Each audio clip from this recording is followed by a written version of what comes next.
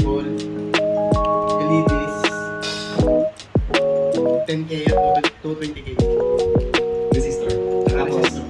isang button at saka with bottom cap. Ito yung bottom cap. Ito yung bottom. Ang una natin gagawin dito, itong bottom cap. Kasi ang bottom cap, ilalagay natin sa gitna Sa gitna. ng dalawang linya to. Kita niyo to ang linya to. Sa gitna na ito. Yan. Yan.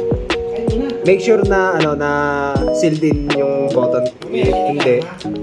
Patay tayo dyan. Plus yan. Nandito yung 220. Bale, ang kasunod na gagawin natin yung 220. Make sure na 220 to dahil dito sa line nito. Ngayon yung 220, didikit natin to, itatapat natin to dito. Kita nyo yan, ito. Yan. Anywhere. Dito. Yun. Next naman, 10K. ang 10K. Ngayon yung 10K.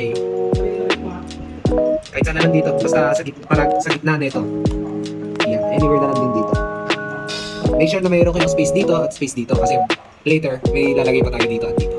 Next, yung maglalagay tayo ng jumper wire na itatapat nyo dito sa dito banda. Yan. Dito nyo itatapat.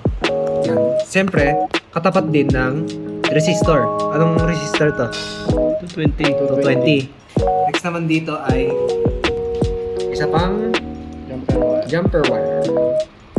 Ilalagay natin sa tapat ng resistor. Make sure na ito magkatapat to. Okay? Goods. Tapos, yung black wire natin, ilalagay natin dito sa tapat sa dulo ng resistor. Kaya dito natin ilalagay yung black wire kasi sa susunod, sa next naman, isa pang black wire.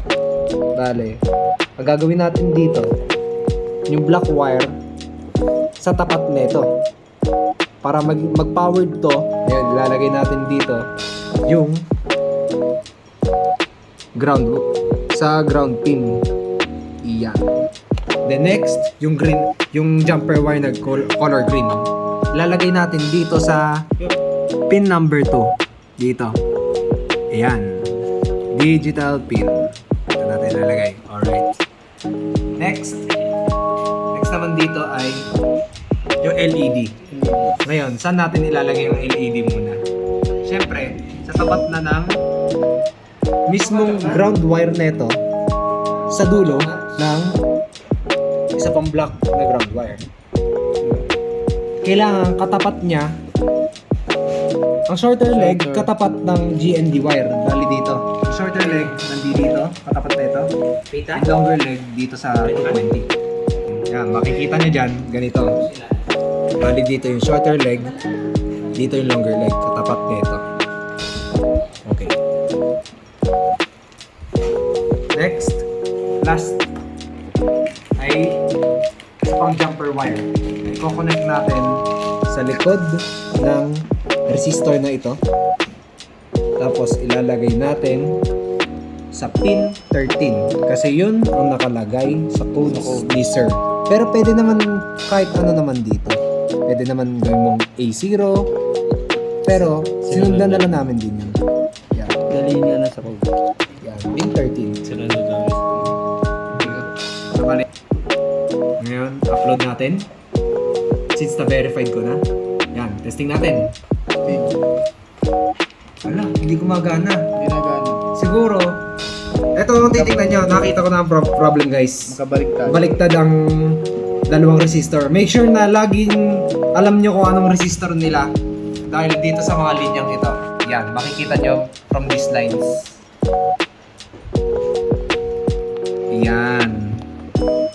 Sige, tapat mo ito dito. Tapos ito, ilalagay ko dito. Ngayon, ang 5 volts, ilalagay natin dito sa likod na itong likod ng GND wire para yan. Para connected to dito to here. Anywhere dito. Tapos ilalagay natin dito sa 5 volts. Yan. Yan.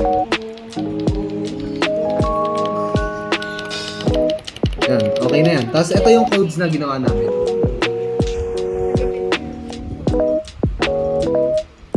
Dito, gumawa kami ng integer para sa button pin. Ito yung button pin. Bale, sa 2 yan. Ito yung nakikita nyo dito, button pin 2. Dito, sa digital pin. And next, gagawa tayo ng output ng LED pin and input ng button pin.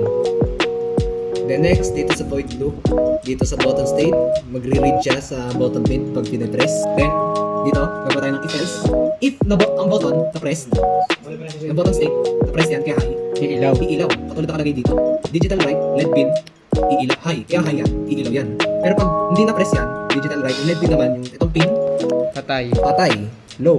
Kagaya niyan, hindi pinipindot. Siyempre Pero pag- patay. Pag pinindot, Pinindot, yan. Oo. Pwede nyo i-hold press yan para may ilaw yan. high.